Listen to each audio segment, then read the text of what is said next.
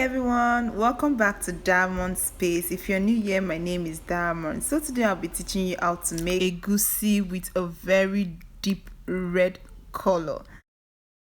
So as you can see, I have my neatly selected egusi. Remove stones and rotten egusi before blending. The next is my onion and my shombo, also known as cayenne pepper. This is what gives the egusi that reddish beautiful color. The next is my Scotch bonnet pepper. I also have my stockfish and my smoked catfish. My protein, I'll be using cow head and beef for this particular soup, and crayfish. We also have seasoning cube and salt, and also the bitter leaf I'll be using for the soup. I prefer using bitter leaf to ugu, but if ugu is your preference, let me know in the comment section. And while you're boiling your meat, do well to blend your pepper and your crayfish and also your egusi, and I'll be using red oil as well. Your red oil would also determine the taste of your egusi, so you want to buy a very good red oil. First, I'll be adding my pepper mix into the already boiled meat and stockfish, as you can see in the pot. Then I'll go in with my red oil.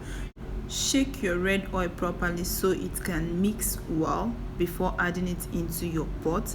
For this particular egusi soup, I'll be using 3 full spoons of red oil. You can add oil according to your preference. I really love adding just normal oil into the egusi soup. You can either increase it or reduce it depending on the quantity of soup you're making. So I'll be adding more water into the pot and then covering it so that it can boil properly before adding my egusi into the pot. So while your pot is boiling, you want to make your egusi balls. As you can see, I've neatly washed my hands, so I'll be putting my hand into the egusi to make my egusi balls. That's how mama taught me, So you don't want to add too much water into your egusi, and you don't want it too thick or too watery. So keep mixing the egusi and water. You continue doing this until you're sure the water has completely mixed with the egusi and you've gotten the texture you really want. So if you notice that the water in the egusi is not enough, you can add more water into the egusi bowl, or if it is too liquid, you can add in more egusi. Please, you want to add your water bit by bit so you don't put too much water into the egusi. So my pot is already boiling. At this point, you want to add your molded egusi into the pot. So you can also use your hand to put in your egusi balls into your pot of soup if you desire, but I choose to use my spoon for this particular process. So I've completely added my egusi balls into my pot of soup. So at this point, I'll cover the pot and allow the egusi get done properly before breaking the egusi balls. You will notice that I am not turning my pot of soup properly. I'm just adjusting the egusi inside the pot so that it gets into the water properly.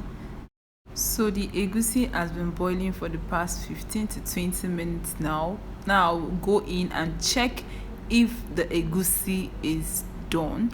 And you can also see that there's enough water covering my egusi at this point. You want to add enough water like this so that your egusi doesn't start getting burnt. So you want to first check if your egusi balls are already very hard before you start crushing or breaking them. So at this point, the egusi is ready to be broken or crushed, whatever. I don't know what English to use here, but you can see what I am doing with my spoon. I'm breaking all the egusi balls that I added. This actually takes time. You want to carefully pick all the egusi, but believe me, it's worth the time. It's better than just pouring in your egusi. Making egusi balls actually give it a better appearance. So I am done breaking my egusi balls. I'll be going in with my salt and my seasoning cubes and also crayfish, and you give it a stir Cover the pot, allow it boil, then you go in with your bitter leaf. And for the bitter leaf, you don't want to leave the strands looking so long when you're making egusi soup. And I already boiled my bitter leaf on another pot so it doesn't leave this very bitter taste. Add your bitter leaf bit by bit into your soup. You don't want to put all the bitter leaf at once so that you do not have too much bitter leaf in your soup. And if you add your bitter leaf and you notice it is not enough, you can add more depending on how you love your bitter leaf in your soup. This soup smells so nice, and you can see how rich and colorful the soup looks. After adding your bitter leaf, stir the soup. Cover it to boil for at least 1 to 2 minutes and your soup is ready. I'll be eating this particular soup with my corn flour meal.